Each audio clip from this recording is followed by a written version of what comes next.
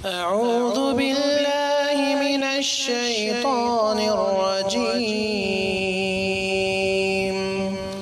بسم الله الرحمن الرحيم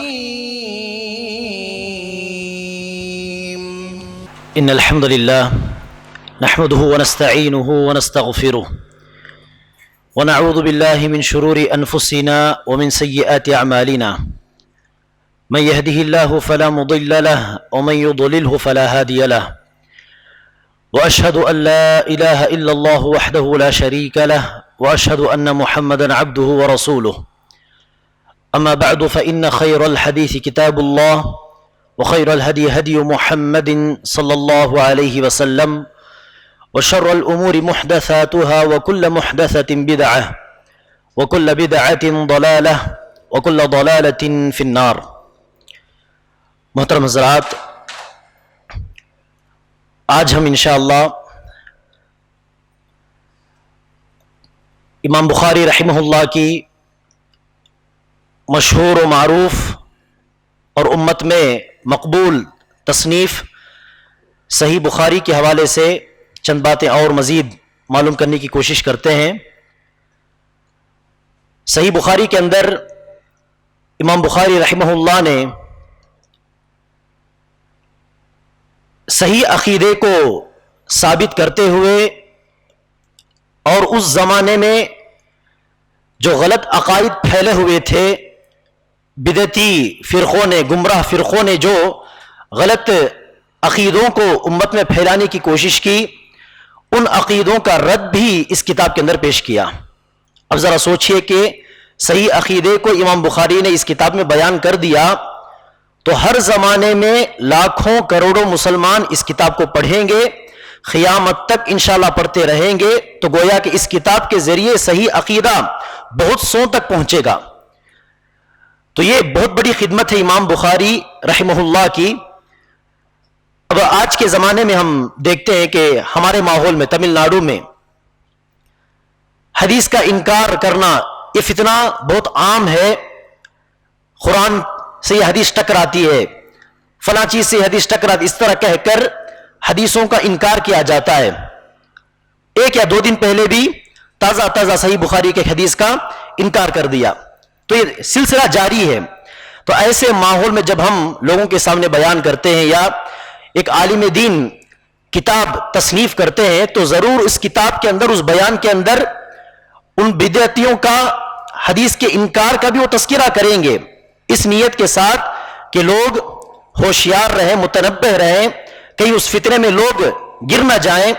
تو ہر زمانے میں ہمارے اطراف جو غلط افکار ہوتے ہیں، غلط عقیدے ہوتے ہیں، ان کا ہم لوگوں کے سامنے تذکرہ کرتے ہیں تاکہ لوگ ہوشیار رہیں، ان کے شکنجے میں نہ آئیں. تو یہی سمجھیے کہ صحیح بخاری کے اندر بھی ہوا. تو اس زمانے میں جو بدعتی گمراہ فرقے ہوا کرتے تھے، ان گمراہ فرقوں کے اقوال کا رد کرتے ہوئے، ان کی گمراہیوں کا رد پیش کرتے ہوئے اور صحیح عقیدے کو بیان کرتے ہوئے امام بخاری رحمہ اللہ نے کتاب الایمان کے اندر اور کتاب التوحید کے اندر، عقیدے سے متعلق یہ دو کتابیں ہیں صحیح بخاری کے اندر، ایک کتاب الایمان جو بالکل شروعات میں کتاب بدء الوحی کے بعد، اور کتاب التوحید صحیح بخاری کا سب سے آخری کتاب. تو ان دونوں کے اندر غلط عقیدوں کو انہوں نے غلط ثابت کیا اور صحیح عقیدے کو بیان کیا، اور اس کی دلیل حدیثیں، ہر باب کے نیچے حدیثیں پیش کی. اس کی چند ایک مثالیں ہم یہاں پر دیکھنے کی کوشش کرتے ہیں. اس زمانے میں جو غلط عقیدہ ایک عام تھا، یہاں تک کہ اسی عقیدے کی بنیاد پر کون حق پرست ہے اور کون باطل پرست ہے، کون صحیح عقیدے پر ہے اور کون غلط، یہ بات طے ہوتی تھی. تو اتنا اس زمانے میں یہ عقیدہ موضوع گفتگو تھا، لوگ اسی کے بارے میں زیادہ بات چیت کیا کرتے تھے. وہ یہ ہے کہ ہمارا قول اور عمل ایمان کے اندر داخل ہے یا نہیں. اب صحیح عقیدہ کیا ہے وہ ہم سمجھ لیں کہ قرآن و حدیث کی روشنی میں ایمان کے اندر ہمارا قول اور ہمارا عمل بھی داخل ہے ایمان کے لفظ کے اندر. ہاں، زبان کے حد تک اگر کہا جائے تو ایمان کا مطلب کیا ہے؟ دل سے کسی چیز کو مان لینا، دل سے کسی چیز کو مان لینا ایمان کہلاتا ہے. اس کے اندر ہمارے اقوال، ہمارے افعال داخل نہیں ہوتے. زبان کے حد تک اگر سوچا جائے تو یہ بات صحیح ہے کہ ایمان کے اندر قول اور عمل داخل نہیں. ایمان کا معنی ہے دل سے کسی چیز کو مان لینا، دل سے اس کا تعلق ہے، ہمارے قول سے، ہمارے فعل سے ایمان کا کوئی تعلق نہیں. لیکن قرآن و حدیث کی روشنی میں اللہ نے قرآن کے اندر ایمان کا لفظ کیسے استعمال کیا، احادیث کے اندر اللہ کے رسول صلی اللہ علیہ وسلم نے لفظ ایمان کو کس معنی میں استعمال کیا، قرآن و حدیث کی روشنی میں ہم جب دیکھتے ہیں تو پتا چلتا ہے کہ ایمان کے اندر قول بھی داخل ہے اور اس فعل بھی داخل ہے. قول اور فعل دونوں ایمان کے اندر داخل ہیں. اس کی دلیل کیا ہے؟ مثال کے طور پر قرآن سے اللہ تبارک و تعالیٰ نے ارشاد فرمایا وَإِذَا تُلِيَتْ عَلَيْهِمْ آيَاتُهُ زَادَتْهُمْ إِيمَانًا. اللہ تبارک و تعالیٰ کی آیتیں ان پر پڑھی جاتی ہیں، تلاوت کی جاتی ہیں تو ان کا ایمان زیادہ ہو جاتا ہے.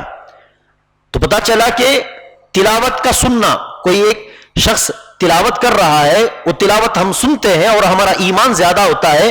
تو تلاوت کا سننا یہ عمل ہے، یہ ہمارا ایکشن ہے اور اس سے ہمارا ایمان زیادہ ہوتا ہے. تو پتا چلا کہ عمل کے ساتھ ایمان کا تعلق ہے. اگر ایمان کا عمل سے کوئی تعلق نہیں ہوتا تو ہونا کیا تھا کہ ہمارے قول اور عمل کتنے ہی بہتر کیوں نہ ہو جائیں، ایمان زیادہ نہیں ہوگا. ہمارا قول اور عمل کتنا ہی بگڑا ہوا کیوں نہ ہو، ہمارا ایمان ڈیمیج نہیں ہوگا. تو یہی ہے ایمان کے اندر قول و عمل داخل نہیں ہے، اس قول کا نتیجہ. اور ایسے ہی وہ لوگ کہا کرتے تھے، مرجئہ فرقہ، جہمیہ نامی ایک فرقہ، یہ لوگ ایسے ہی کہا کرتے تھے کہ ایمان کے اندر قول و عمل داخل نہیں. تو اس بنیاد پر آپ کتنے ہی عمل کے اندر بگڑے ہوئے کیوں نہ ہو، آپ کا ایمان اللہ کے رسول کا ایمان برابر، ایکول. کیونکہ ایمان اللہ کے رسول کے پاس بھی تھا، ایمان آپ کے پاس بھی ہے. آپ بھی اللہ کو مانتے ہیں، آپ بھی آخرت کو مانتے ہیں، آپ بھی جنت جہنم پر ایمان رکھتے ہیں. تو ایمان کے معاملے میں سب برابر، جبریل برابر، اللہ کے رسول برابر، ہم جیسے گنہگار بھی برابر. عمل کے اندر فرق ہوتا ہے. تو اس طرح وہ لوگ کہا کرتے تھے. حالانکہ اس آیت میں صاف صاف ظاہر ہے، اللہ تبارک و تعالیٰ کہتا ہے وہ لوگ جب اللہ کی آیتوں کو سنتے ہیں تو آیتوں کو سننا یہ عمل، اس سے ان کا ایمان زیادہ ہوتا ہے. پتا چلا کہ عمل کا ایمان کے ساتھ کنیکشن ہے، تعلق ہے. احادیث کے اندر بہت ساری حدیثیں، انہی احادیث کو امام بخاری رحمہ اللہ نے کتاب الایمان کے اندر تسلسل کے ساتھ الگ الگ ٹاپک کے اندر انہوں نے ان احادیث کا ذکر کیا. ان میں سے ایک حدیث مثال کے طور پر مشہور حدیث ہے، معروف حدیث ہے. اللہ کے رسول صلی اللہ علیہ وسلم نے ارشاد فرمایا الایمان بضع وستون او بضع وسبعون شعبہ. ایمان کے 60 سے زائد یا 70 سے زائد شاخیں ہیں، برانچز ہیں. اس میں سب سے اونچا، سب سے اعلیٰ درجہ جو ہے وہ قول لا الہ الا اللہ، لا الہ الا اللہ کہنا. اللہ کے نبی نے کہا ایمان کی شاخیں، اور اس میں اللہ کے رسول ذکر کرتے ہیں لا الہ الا اللہ کہنا. تو وہاں پر قول ایمان کے اندر داخل ہو گیا. اور ایمان کا سب سے آخری درجہ کیا ہے؟ اماطۃ الاذی عن الطریق، راستے سے تکلیف دہ چیز کو کنارے ہٹا دینا. اب یہ کیا ہے؟ ایکشن ہے، یہ ہمارا فعل ہے. تو اس کو بھی اللہ کے رسول نے ایمان کی آخری شاخ بتلایا. تو پتا چلا کہ قول بھی عمل بھی ایمان کے اندر داخل ہے، وہ بھی ایمان کا ایک جز ہے، ایمان کا ایک حصہ ہے. تو یہ قرآن و حدیث کے اندر ثابت شدہ عقیدہ. اسی لیے اہل السنہ والجماعہ کا، اہل الحدیث کا عقیدہ کیا ہے ایمان کے بارے میں؟ وہ کہتے ہیں کہ ایمان ہے اقرار باللسان، زبان سے اقرار کرنا کہ اللہ وحدہ لا شریک، اس کے سوا کوئی عبادت کے لائق نہیں.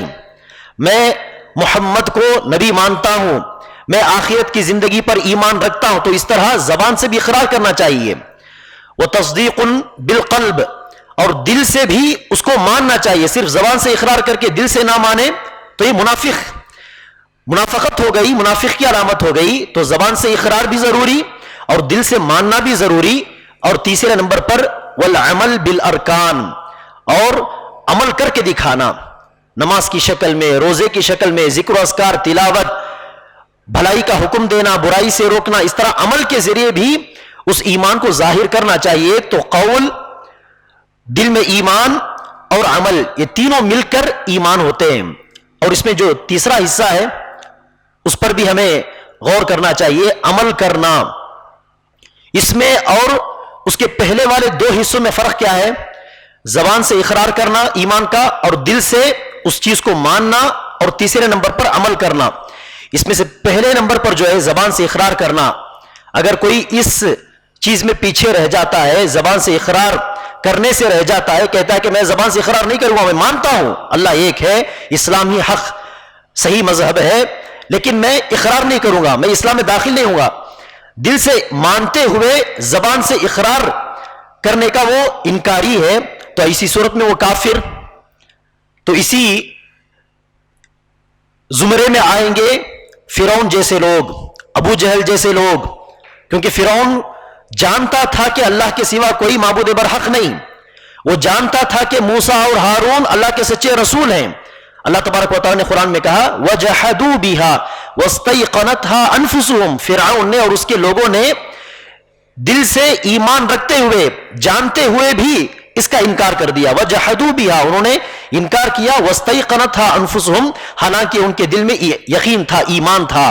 تو صرف دل میں ایمان رکھنے سے کافی نہیں ہوتا، بلکہ زبان سے اس کو اقرار بھی کرنا چاہیے۔ تو زبان سے کسی نے اقرار نہیں کیا، شہادہ نہیں کہا، تو وہ کافر۔ اور دوسرے نمبر پر دل سے ماننا، کوئی بندہ زبان سے اقرار کرتا ہے اور تیسرے نمبر پر عمل بھی کرتا ہے، لیکن یہ دوسری چیز چھوٹ رہی ہے، دل سے وہ مانتا نہیں، تو ایسے لوگ کون ہیں؟ منافق۔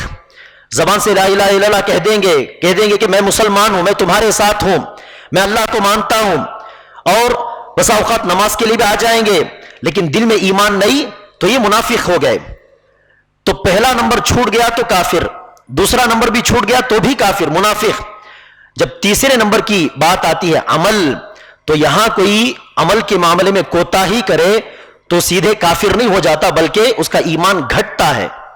وہ عمل میں بہتر ہو، اللہ تبارک و تعالیٰ کی فرما برداری کرتا ہو، تو اس کا ایمان زیادہ ہوگا۔ یزید بالطاعت وینقص بالمعصیت، اللہ کی اطاعت کرے گا تو ایمان زیادہ ہوگا، اللہ کی نافرمانی کرے گا، گناہ کے کام کرے گا تو ایمان گھٹ جائے گا۔ تو یہ تیسرے نمبر پر یہ دو چیزیں، ایمان کا بڑھنا اور گھٹنا، یہ چیزیں وہ تیسرے عمل کے معاملے میں آتی ہیں۔ تو یہ اہل سنت والجماعت کا عقیدہ ہے، اہل الحدیث کا عقیدہ ہے۔ اب جو گمراہ فرقے تھے، مرجیہ ہو، جہمیہ ہو، وہ کہتے تھے کہ ایمان کے اندر عمل اور قول داخل ہی نہیں ہے، تم کتنے ہی عمل کے معاملے میں پیچھے رہو، بگڑے ہوئے رہو، اللہ کی نافرمانی پر نافرمانی کرتے جاؤ، تمہارا ایمان اس سے کچھ بھی نہیں ہونے والا، ایمان میں کچھ بھی فرق نہیں پڑنے والا۔ لا يضر مع الایمان معصیہ، وہ کہا کرتے تھے ایمان، دل کے اندر ایمان ہونے سے بظاہر گناہ کرنا ایمان کو کچھ نقصان نہیں پہنچاتا، ایمان آپ کا نہیں بگڑے گا۔ تو یہ مرجیہ کا اور جہمیہ جیسے لوگوں کا عقیدہ تھا، ان کے خلاف امام بخاری رحمہ اللہ نے کتاب الایمان کے اندر ایک کے بعد دیگر کئی ابواب میں رد پیش کیا، اور قول اور عمل کو ایمان کے اندر داخل ہے، اس بات کو انہوں نے ثابت کیا، اور اس کے لیے بہت ساری حدیثیں لائی۔ مثال کے طور پر وہ ابواب، ٹاپکس کیا ہیں، اسے مختصر میں کہوں گا کہ باب اطعام الطعام من الاسلام، لوگوں کو کھانا کھلانا بھی اسلام کا ایک جز ہے۔ اب دیکھیے، جو بندہ کھانا کھلاتا ہے اور جو بندہ کھانا نہیں کھلاتا مسکین کو، دونوں میں ضرور فرق ہونا چاہیے۔ جو بندہ کھانا کھلاتا ہے اس کے پاس ایمان کا وہ حصہ موجود ہے، اور جو بندہ کھانا نہیں کھلاتا اس کے پاس ایمان کا وہ حصہ موجود نہیں۔ یہی نہ اس کو مطلب ہو، اللہ کے رسول نے کہا ایمان کی 70 سے زیادہ شاخیں، جو جتنا ان تمام شاخوں پر عمل کرے گا اتنا اس کے پاس ایمان کے اجزاء، ایمان کی شاخیں جمع ہو جائیں گی، اور جتنی شاخوں کو جو بندہ چھوڑ دے گا گویا کہ ایمان کے اتنے اجزاء اس کے دل میں موجود نہیں۔ تو یہی اس کا سیدھا مطلب ہوا۔ اسی طرح ان ابواب میں ایک باب یہ بھی ہے کہ جہاد کرنا ایمان کا ایک حصہ ہے، اور اس میں سے ایک باب یہ بھی ہے کہ روزہ رکھنا ایمان کا حصہ ہے، اور قیام اللیل، رمضان میں قیام اللیل کرنا ایمان کا حصہ ہے۔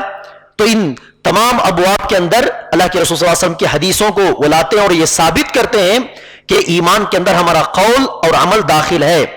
جو بندہ قول کے حساب سے اللہ کی نافرمانی کرے گا اور عمل کے اعتبار سے اللہ کی نافرمانی کرے گا، اس کا ایمان کمزور ہوتا جائے گا، اور جو بندہ قول و عمل میں اللہ تبارک و تعالیٰ کا فرما بردار ہو اس کا ایمان اتنا ہی زیادہ ہوگا۔ اس بات کو انہوں نے ثابت کیا، اور ایمان گھٹتا بڑھتا ہے۔ اس معاملے میں اگر فوکس ہم کریں تو خوارج جو سب سے پہلا گمراہ فرقہ ہے اسلام کی تاریخ کے اندر، اور معتزلہ، یہ لوگ جو اختلاف کرتے ہیں ایمان کے اندر قول و عمل داخل ہیں، اس معاملے میں خوارج اور معتزلہ اہل السنہ کے ساتھ ہیں. وہ مانتے ہیں کہ ہاں ایمان کا مطلب ہے دل سے ماننا، زبان سے اقرار کرنا، عمل کرنا. یہاں پر وہ متفق ہیں ہمارے ساتھ، لیکن کہاں پر وہ ڈفر ہوتے، کہاں اختلاف کرتے ہیں اہل السنہ کے ساتھ. وہ کہتے ہیں کہ زبان سے اقرار نہیں کیا کافر، دل سے نہیں مانا کافر، عمل کے معاملے میں پیچھے رہا وہ بھی کافر. تو عمل کے معاملے میں اچھا ہو بندہ تو اس کا ایمان زیادہ ہوگا، اگر عمل کے معاملے میں پیچھے رہے گا، اللہ کی نافرمانی کرے گا تو ایمان گھٹے گا. اس طرح کہنے کے بجائے وہ کہتے ہیں کہ عمل کے معاملے میں بندہ پیچھے رہے تو وہ بھی کافر، تین میں سے کوئی ایک بھی پوائنٹ چھوٹ جائے وہ کافر، ایک مار دو ٹکڑا جس طرح کہتے ہیں. تو اس طرح ان کے نگاہ میں ایمان کے اجزاء نہیں ہیں. ایمان صرف ایک چیز کا نام ہے، یا تو وہ پورا رہے گا یا پورا باہر چلا جائے گا. ایمان کا بعض حصہ اندر بعض حصہ باہر، اس طرح نہیں. تو یہ خوارج کا قول اور معتزلہ کا، اس کا رد پیش کرتے ہوئے امام بخاری رحمہ اللہ کئی ابواب کتاب الایمان کے اندر لاتے ہیں. جیسے کہ مثال کے طور پر ایمان گھٹتا بڑھتا ہے، زیادت الایمانی و نقصانی. اس طرح ایک باب کے نیچے، اس ٹاپک کے نیچے اللہ کے رسول صلی اللہ علیہ وسلم کی وہ حدیث لاتے ہیں جس میں اللہ کے رسول نے کہا یخرج من النار من كان في قلبه مثقال شعيرة من ایمان. جہنم سے ہر وہ مومن باہر نکلے گا کہ جس کے دل میں ایک جو کے برابر، یا مثال کے طور پر ایک گیہوں کے برابر ایمان ہو. اور جہنم سے ہر وہ مومن باہر نکلے گا کسی نہ کسی دن کہ جس کے دل میں رائی کے دانے کے برابر ایمان ہو. اور جہنم سے ہر وہ مومن باہر نکلے گا ایک نہ ایک دن اور جنت جائے گا کہ جس کے دل میں ذرہ برابر ایمان ہو. تو پتا چلا کہ ایمان میں کوئی پہاڑ کی طرح ہوتا ہے. پہاڑ کی طرح ایمان رکھنے والے بھی موجود ہیں مومنوں میں، اور بعض وہ ہیں جو جن کا ایمان ان کے عمل اور قول کی وجہ سے بالکل کمزور، یہاں تک کہ وہ ایمان بالکل جو کے برابر، گیہوں کے برابر یا رائی کے دانے کے برابر. تو پتا چلا کہ جو پہاڑ کے برابر ایمان رکھتے تھے وہ پہلے جنت داخل ہو چکے، اور جو رائی کے برابر ایمان رکھتے تھے، جو گیہوں کے برابر ایمان رکھتے تھے، وہ بالکل آخر میں جہنم سے باہر آئیں گے اور جنت میں داخل ہوں گے. تو پتا چلا کہ ایمان پہاڑ کے برابر ہوتا ہے، یہ ایمان کے زیادہ ہونے کی دلیل. اور ایمان رائی کے دانے کے برابر بھی ہو سکتا ہے کسی کے دل میں، کمزور مسلمانوں کے دل میں. تو پتا چلا کہ ان کے دل میں ایمان کم ہے، کمزور ہے. تو ایمان زیادہ بھی ہوتا ہے، ایمان گھٹتا بھی ہے. معاذ بن جبل رضی اللہ عنہ اور صحابہ کرام تمام کا یہی عقیدہ تھا.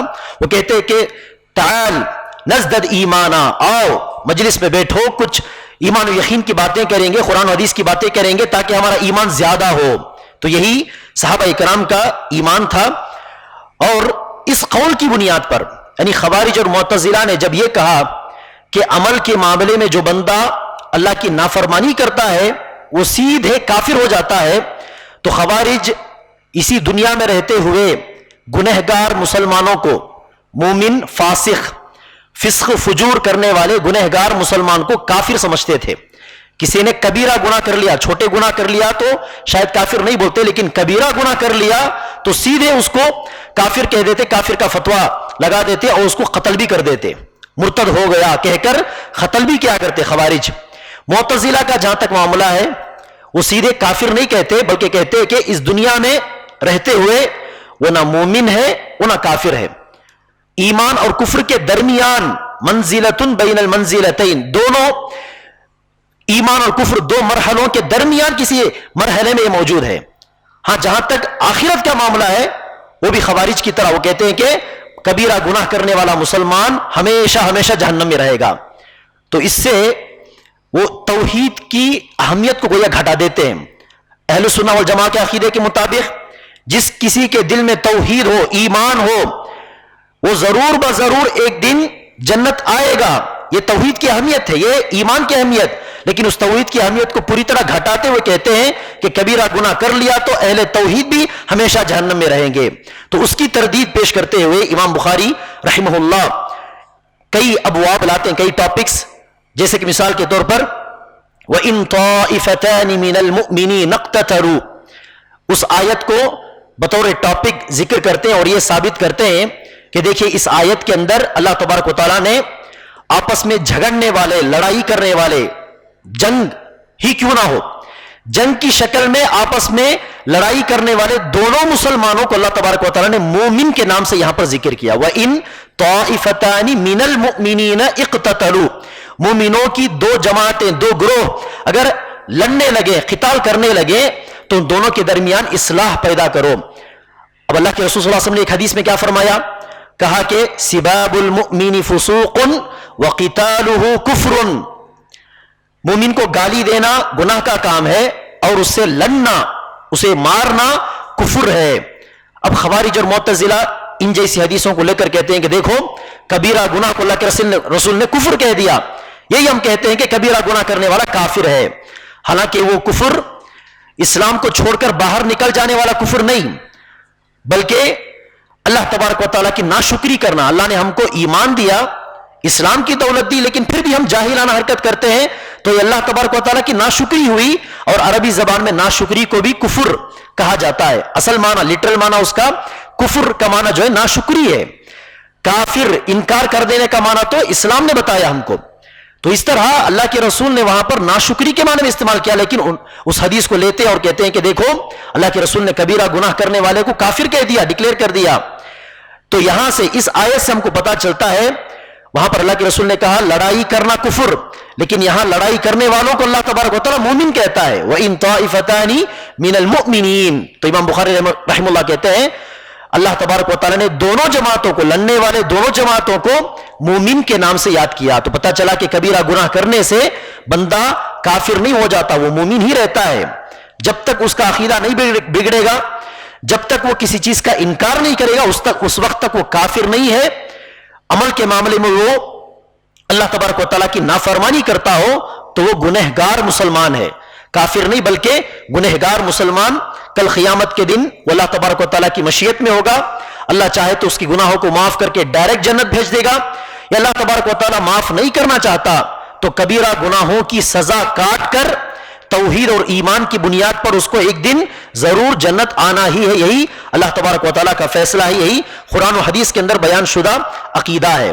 اور اسی طرح اس زمانے کے فرقوں میں شیعہ رافضہ بھی آتے ہیں اور دوسرے تمام بدعتی فرقے، گمراہ فرقے، تمام فرقے صحابہ کرام کو ہمیشہ سے ٹارگٹ بناتے آئے ہیں. صحابہ کرام کو برا بھلا کہنا، صحابہ کرام میں سے تمام کو یا بعض لوگوں کو کافر کہنا، یہ ہمیشہ سے گمراہ فرقوں کا طریقہ رہا. تو اس کی بھی گویا انہوں نے تردید پیش کرتے ہوئے صحیح بخاری کے اندر فضائل الصحابہ، صحابہ کی فضیلتیں، اس نام پر بہت ساری حدیثیں بیان کی. اور اس میں بالخصوص فضائل ابی بکر، فضائل عمر، فضائل عثمان، فضائل علی. تو اس سے ثابت ہو گیا کہ ہم اہل الحدیث ہیں، ہم اہل السنہ والجماعہ ہیں. کیونکہ شیعہ ہوتے تو ابو بکر عمر کا نام اس کتاب کے اندر نہیں آتا، اگر ناصبی ہوتے تو علی کا نام اس کے اندر نہیں آتا. تو تمام صحابہ کی عزت کرنا، تمام صحابہ کے لیے دعا کرنا، رضی اللہ عنہم کہنا، یہی ہمارا طریقہ. اس بات کو ثابت کرتے ہوئے بھی امام بخاری رحمہ اللہ نے بہت سارے ابواب اپنی کتاب کے اندر بیان کیے. اور اسی طرح اشاعرہ، جہمیہ، معتزلہ، یہ تمام فرقے اللہ تبارک و تعالیٰ کی صفات کا انکار کرتے ہیں. اللہ تبارک و تعالیٰ سننے والا نہیں، اللہ تبارک و تعالیٰ کے پاس دیکھنے کی طاقت نہیں، اللہ تبارک و تعالیٰ بات نہیں کرتا. تو اس طرح اللہ کی صفات کا انکار کرتے ہیں. اللہ کے دو ہاتھ، اللہ کی آنکھیں، اللہ کا قدم، اللہ کا چہرہ، ان تمام چیزوں کا انکار کرتے ہیں. تو اس کی تردید کرتے ہوئے کتاب التوحید کے اندر، صحیح بخاری کی سب سے آخری کتاب کتاب التوحید کے اندر ایک نہیں، دو نہیں، بیسیوں روایتیں، حدیثیں انہوں نے ذکر کی اور یہ ثابت کیا کہ اللہ تبارک و تعالیٰ سننے والا ہے، اللہ تبارک و تعالیٰ دیکھنے والا ہے، اللہ تبارک و تعالیٰ کلام کرتا ہے، اللہ بات کرتا ہے. اور اللہ تبارک و تعالیٰ کے دو ہاتھ ہیں اور دونوں دائیں ہاتھ ہیں، اللہ تبارک و تعالیٰ کی آنکھیں، اللہ تبارک و تعالیٰ کا چہرہ ہے، لیکن اللہ تبارک و تعالیٰ کے جیسا کوئی نہیں. اللہ تبارک و تعالیٰ اپنی ہر صفت کے اندر، اپنی ہر کام کے اندر اللہ تبارک و تعالیٰ تنہا ہے، یکتا ہے. اس بات کو انہوں نے اپنی کتاب کے اندر ثابت کیا. اور اسی طرح خوارج جو حکمران کے خلاف خلیفے کے خلاف خروج کا عقیدہ رکھتے ہیں. کہتے ہیں کہ اگر خلیفے نے کوئی غلطی کر دی تو فوراً اس کے خلاف لوگوں کو ابھارنا چاہیے, خروج کرنا چاہیے اور اس خلیفے کو اس کی کرسی سے اٹھا دینا چاہیے. یہ خوارج کا طریقہ. اس کی بھی تردید کرتے ہوئے امام بخاری رحمہ اللہ نے کئی ابواب لائے اور اس کے اندر اس کے متعلق حدیثیں انہوں نے ذکر کی. تو صحیح بخاری کے اندر ہی عقیدے کو انہوں نے, صحیح عقیدے کو ثابت کیا. صرف یہیں سے نہیں رکے بلکہ عقیدے سے متعلق الگ کتاب بھی انہوں نے لکھی, جزء الاعتقاد. جزء الاعتقاد نامی ایک الگ سے کتاب لکھی جس کے اندر انہوں نے صحیح عقیدے کو بیان کیا. اس کتاب کے اندر سے ایک اقتباس میں یہاں پر ذکر کرنا چاہوں گا. امام بخاری رحمہ اللہ اس کتاب کے اندر بتاتے ہیں, لقیت اکثر من 1000 رجل من اہل العلم, میں نے 1000 سے زائد علماء سے ملاقات کی ہے, 1000 سے زائد علماء سے میں نے تعلیم حاصل کی. کہاں کہاں سے؟ اہل الحجاز ومکہ والمدینہ والکوفہ والبصرہ وواسط وبغداد والشام ومصر. ان تمام بستیوں کو جا کر میں نے 1000 سے زائد علماء سے ملاقات کی. لقیتہم کرات, کئی مرتبہ ان علماء سے میں نے ملاقات کی. قرنا بعد قرن, ایک زمانے کے بعد ایک زمانہ. ادرکتہم وہم متوافرون منذ اکثر من 46 سنہ. اس طرح 1000 سے زائد علماء سے میں نے 40 پر 6 سال کے اس مدت کے دوران میں نے ملاقات کی. اور بتاتے ہیں کہ وہ تمام علماء کرام آنے والی چیزوں میں, جو چیزیں میں بیان کرنے والا ہوں ان چیزوں میں متفق تھے. ان کے درمیان اس معاملے میں کوئی اختلاف نہیں تھا. 1000 سے زائد علماء سے میں نے ملاقات کی 40 پر 6 سال کی مدت کے دوران, اور کئی علماء سے میں نے ایک زمانے کے بعد, ایک مدت کے بعد دوسری مدت, اس طرح کئی بار بھی میں نے ملاقات کی, لیکن کبھی بھی میں نے ان کے درمیان آنے والی ان چیزوں میں اختلاف نہیں دیکھا. وہ چیزیں کیا ہیں؟ آگے وہ اہل سنت والجماعت کا, اہل الحدیث کا عقیدہ بیان کرتے ہیں. کہتے ہیں ان الدین قول و عمل, دین نام ہے قول و عمل کا, ایمان نام ہے قول و عمل کا. وذلك لقول الله تعالى وما امروا الا ليعبدوا الله مخلصين له الدين حنفاء ويقيموا الصلاة ويؤتوا الزكاة وذلك دين القيمة. اللہ تبارک و تعالیٰ کے لیے فرما برداری کو خالص کرتے ہوئے اللہ تبارک و تعالیٰ کے لیے نماز پڑھنا, اللہ کے لیے زکوٰۃ دینا, اسی بات کا اللہ تبارک و تعالیٰ نے حکم دیا. تو نماز زکوٰۃ کو بھی اللہ تبارک و تعالیٰ نے دین کے اندر, ایمان کے اندر شامل کیا اس آیت کے اندر. آگے بتاتے ہیں وَأَنَّ الْقُرْآنَ كَلَامُ اللَّهِ غَيْرُ مَخْلُوقٍ, اور قرآن اللہ کا کلام ہے, اللہ تبارک و تعالیٰ کے الفاظ ہیں, وہ اللہ کی مخلوق نہیں. اس بات میں بھی میں نے ان 1000 سے زائد علماء کے درمیان کوئی اختلاف نہیں دیکھا. تمام قرآن کو اللہ کا کلام ہی کہا کرتے تھے. تو پتہ چلا کہ معتزلہ غلط کہتے ہیں قرآن کو مخلوق بیان کرتے ہوئے. اور اس کے لیے بھی انہوں نے آگے دلیل بیان کی, اور آگے انہوں نے کہا وَأَنَّ الْخَيْرَ وَالشَّرَّ بِقَدَرٍ, خیر اور شر دونوں تقدیر کے مطابق ہیں. تو یہاں پر وہ قدریہ نامی فرقے کے خلاف عقیدہ بیان کرتے ہیں کہ اس معاملے میں بھی ان 1000 سے زائد علماء کے درمیان میں نے کوئی اختلاف نہیں دیکھا. تمام کے تمام علماء تقدیر پر ایمان رکھتے تھے. تو پتہ چلا کہ قدریہ نامی جو فرقہ ہے, تقدیر کا انکار کرنے والے, وہ لوگ گمراہی پر ہیں. آگے بتاتے امام بخاری رحمہ اللہ وَلَمْ يَكُونُوا يُكَفِّرُونَ أَحَدًا مِّنْ أَهْلِ الْقِبْلَةِ بِالذَّنْبِ, اور یہ تمام کے تمام علماء 1000 سے زائد علماء میں سے کوئی بھی کسی بڑے گناہ کی بنیاد پر کسی مسلمان کو کافر نہیں ڈکلیئر کرتے. واقعی معنوں میں اس نے کفر کیا تبھی جا کر وہ کافر, بڑا گناہ کر لینے سے, کبیرہ گناہ کر لینے سے وہ کافر نہیں ہو جاتا. یہی ان تمام علماء کا قول ہے. اور اسی طرح آگے بیان کرتے ہیں وَمَا رَأَيْتُ فِيهِمْ أَحَدًا يَتَنَاوَلُ أَصْحَابَ مُحَمَّدٍ صلی اللہ علیہ وسلم, ان تمام اہل علم میں سے میں نے کسی کو صحابہ کرام کے بارے میں غلط سلط بات کرتے ہوئے نہیں دیکھا, بلکہ تمام کا عقیدہ وہی تھا جو کہ عائشہ رضی اللہ عنہا بیان کرتی ہیں. عائشہ رضی اللہ عنہا نے کہا امروا ان یستغفروا لهم, تمام صحابہ کرام کے لیے استغفار کرنے کا ہم کو حکم دیا گیا ہے. کس آیت کی بنیاد پر عائشہ رضی اللہ عنہا نے کہا؟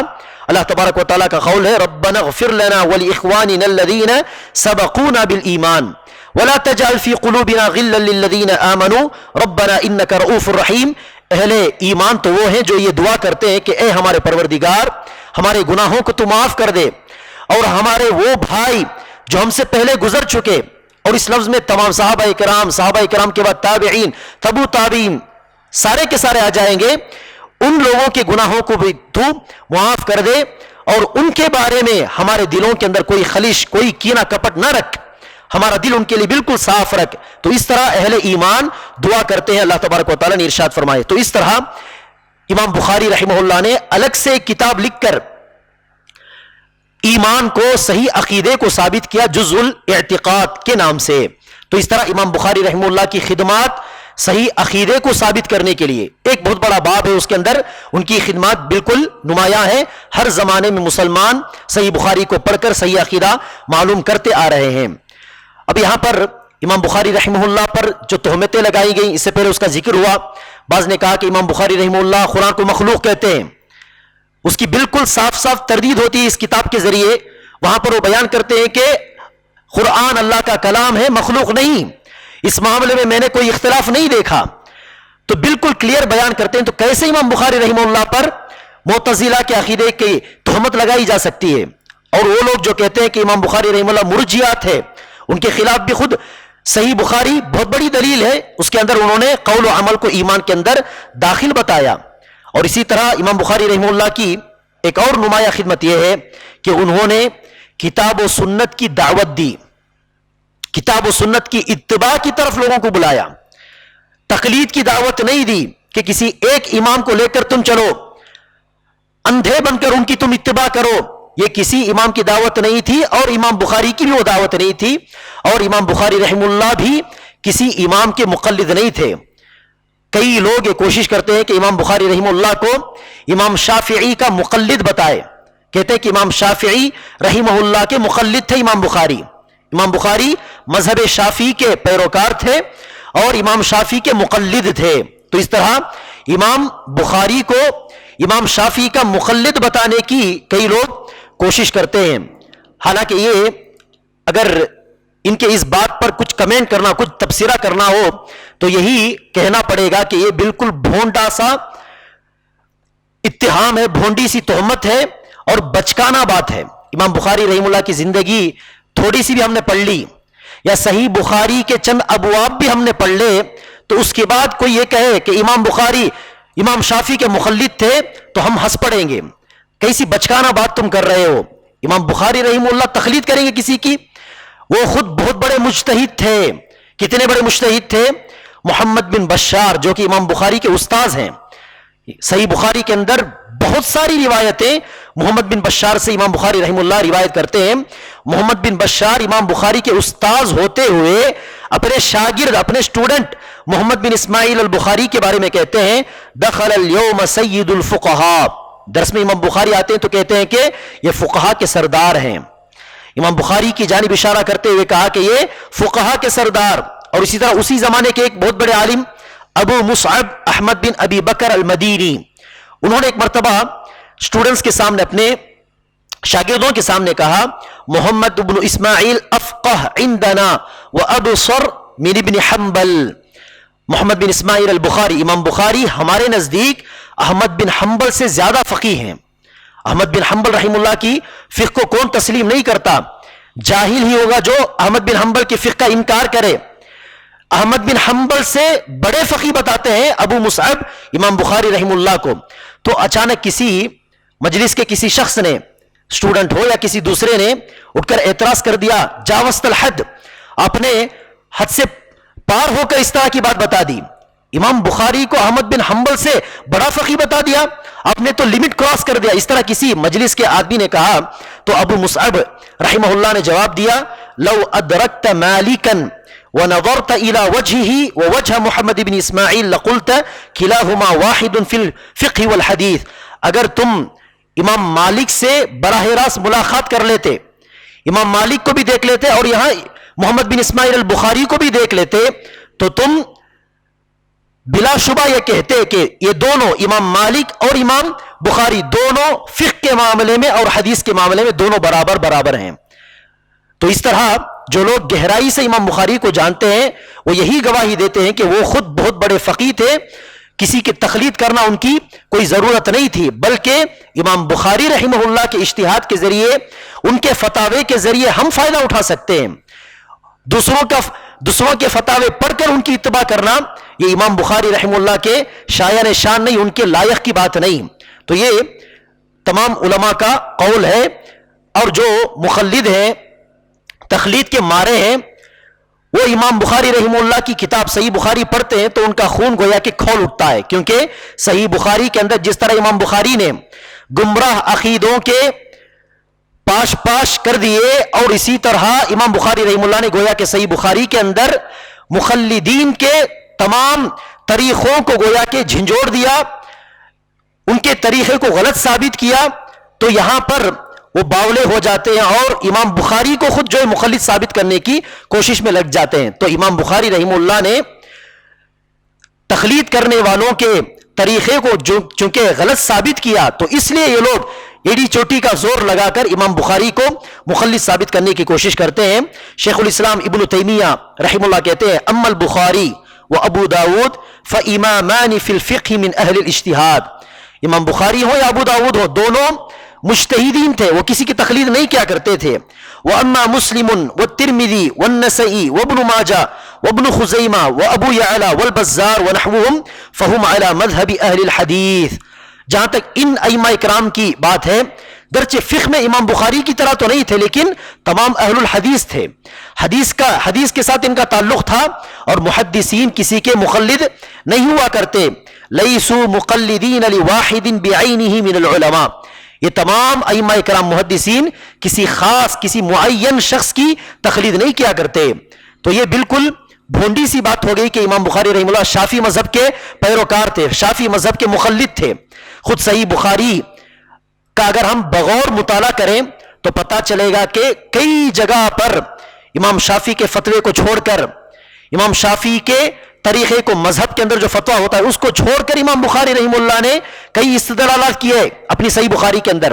تو وہ استدلالات، وہ ابواب، وہ ٹاپکس خود جو ہے کس بات کی دلیل ہے کہ امام شافعی رحمہ اللہ شافعی کے مقلد نہیں تھے. مقلد ہوتے تو امام شافعی کے مذہب کے خلاف، ان کے فتوے کے خلاف یہ ابواب نہیں لاتے، فتویٰ دینے کی شکل میں حدیثیں نہیں لاتے.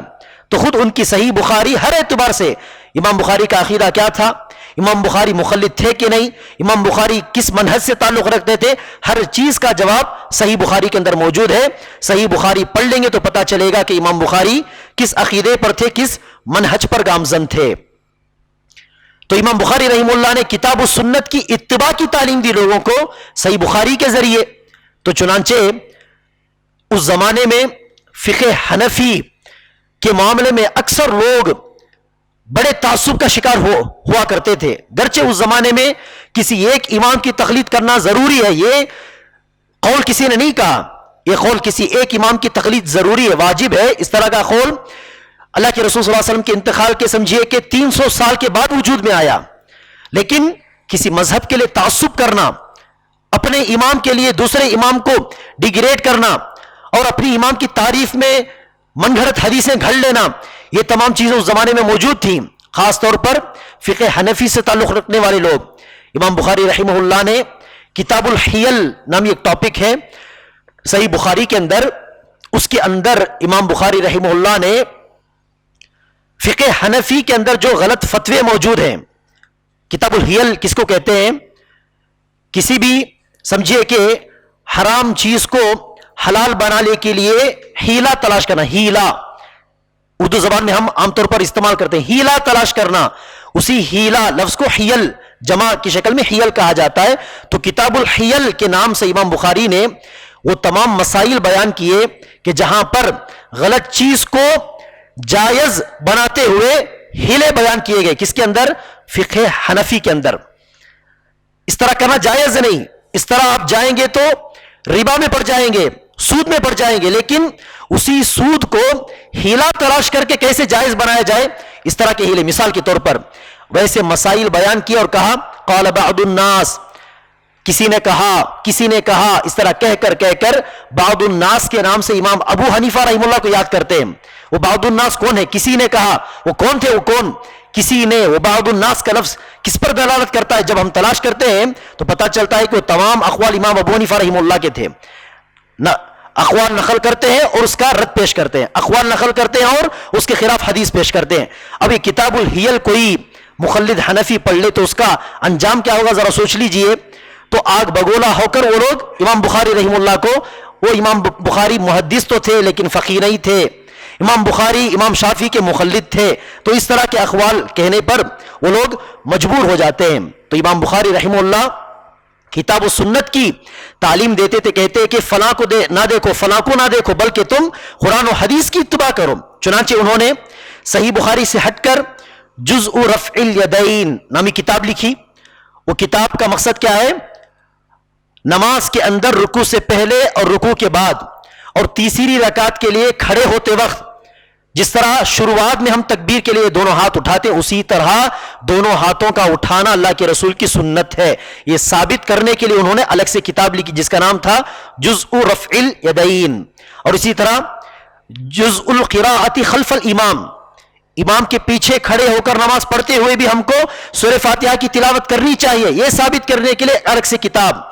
تو یہ تمام باتیں اس بات کی دلیل ہے کہ امام بخاری رحمہ اللہ کسی امام کی تقلید نہیں کرتے بلکہ تقلید سے لوگوں کو روکتے تھے اور حدیث پر عمل کرنے کی لوگوں کو دعوت دیا کرتے تھے. اور اس کے لیے جتنی کوششیں ہو سکتی امام بخاری رحمہ اللہ نے اپنی زندگی میں کی.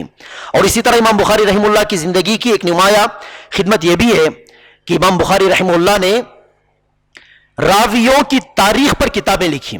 راویوں کی تاریخ کا مطلب کیا؟ اب اللہ کے رسول صلی اللہ علیہ وسلم کی حدیثوں کو اس زمانے میں بہت سارے لوگوں نے روایت کیا، دوسروں کو بتایا، تو تمام لوگ راوی شمار ہوتے ہیں، حدیث کی روایت کرنے والے.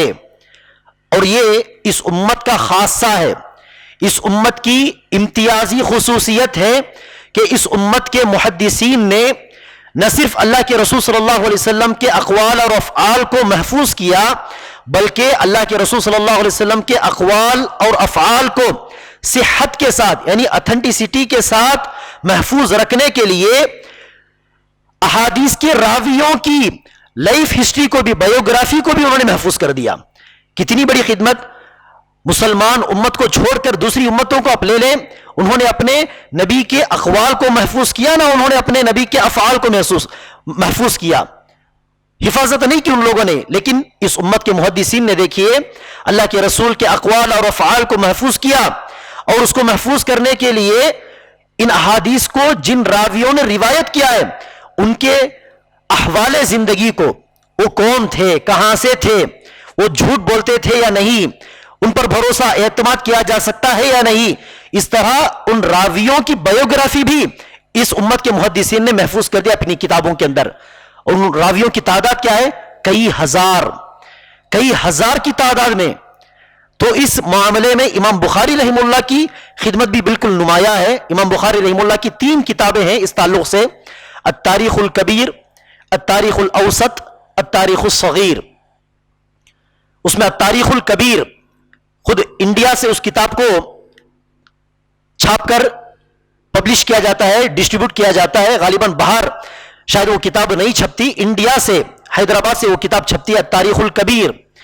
اس کتاب کے تعلق سے امام بخاری رحمہ اللہ کہتے ہیں کہ یہ کتاب التاریخ الکبیر، اس کے اندر کئی ہزار راویوں کی بایوگرافی انہوں نے نقل کی لکھی ہے. وہ کہتے ہیں کہ یہ کتاب میں نے روضے میں بیٹھ کر لکھی. روضہ کس کو کہتے ہیں؟ اللہ کے رسول صلی اللہ علیہ وسلم کی مسجد، مسجد نبوی کے منبر اور اللہ کے رسول کے خبر کے درمیان کا حصہ روضہ، روضۃ من ریاض الجنہ کہلاتا ہے. کہتے ہیں کہ روضہ میں بیٹھ کر، اس درمیان کے علاقے میں بیٹھ کر میں نے یہ کتاب لکھی. اور کب لکھی؟ چاندنی راتوں میں، ہر مہینہ 13، 14، 15. گویا کہ انہوں نے ہر چیز کے لیے شیڈیول فکس کر لیا تھا، یہ دن یہ کام کروں گا، فلاں دن فلاں کام کروں گا. اس طرح ہر مہینے کی 13، 14، 15 تاریخ کو تاریخ لکھنا ہے بیٹھ کر. اور وہ بھی وہ تاریخ انہوں نے کیسے لکھی؟ رات کے وقت میں، چاندنی رات کی روشنی میں بیٹھ کر. تو اس طرح انہوں نے تاریخ الکبیر کے لیے شیڈیول فکس کر لیا کہ ہر مہینہ ایام البیض میں یعنی چاندنی راتوں میں اور رات کے وقت میں بیٹھ کر لکھوں گا، چاند کی روشنی رکھ کر. تو اس طرح لکھ کر انہوں نے وہ کتاب ختم کی. تو جب وہ کتاب منظر عام پر آئی تو اہل علم نے اس کو جادو کہا کہ یہ کیسا جادو ہے، سبحان اللہ.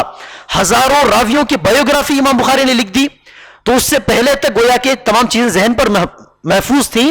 امام بخاری رحمہ اللہ اور ان جیسے علماء نے، احمد بن حنبل نے بھی کتاب لکھی تاریخ کے بارے میں، راویوں کے بارے میں امام مسلم نے بھی لکھی. تو ان ائمہ کرام نے جیسے حدیثوں کو محفوظ کیا، اسی طرح احادیث کے راویوں کی بایوگرافی بھی انہوں نے کتابوں کی شکل میں محفوظ کر دیا. آج انہی کتابوں کے ذریعے محدثین کیا کرتے ہیں؟ احادیث کو صحیح اور ضعیف کے نام پر الگ کرتے ہیں. الگ کرنے کی سب سے بڑی بنیاد یہی کتابیں ہیں. مثال کے طور پر اگر کسی حدیث کی سند کے اندر کوئی راوی چھوٹ جاتا ہے، مس ہو جاتا ہے، مثال کے طور پر میں نے آپ سے خالد نامی ایک آدمی سے ایک بات کہی، خالد نے عبداللہ سے وہ بات کہی، عبداللہ نے عبد الرزاق سے وہ بات کہی. اب یہ تمام نام وہاں پر مذکور ہوں گے تو ہم تحقیق کریں گے کہ عبد الرزاق کیسا بندہ ہے، عبداللہ کیسا بندہ ہے، اس کو یہ حدیث جس نے بیان کی خالد وہ کیسا بندہ ہے، اس کو جس نے حدیث بیان کی وہ کیسا بندہ ہے. تو تحقیق کر کے ہم اس نتیجے پر پہنچیں گے کہ ان پر ہم اعتماد کر سکتے ہیں یا نہیں. اگر سمجھے کہ ان چاروں میں سے کسی ایک کا نام چھوٹ گیا، میں نے بیان کی حدیث خالد کو، خالد نے عبداللہ کو بیان کی لیکن عبداللہ کا نام وہاں پر نہیں آیا، ڈائریکٹ خالد کے بعد عبد الرزاق کا نام آ گیا، درمیان میں عبداللہ چھوٹ گئے، تو عبداللہ نامی وہ شخص اگر جھوٹ کہنے والے ہوں، لوگوں کو دھوکہ دینے والے ہوں تو حدیث ضعیف ہو جائے گی. تو یہ کوئی راوی مس ہو رہا ہے، یہ کیسے پتا چلے گا؟ کیسے محدثین اس بات کو معلوم کرتے ہیں؟ انہی کتابوں کے ذریعے.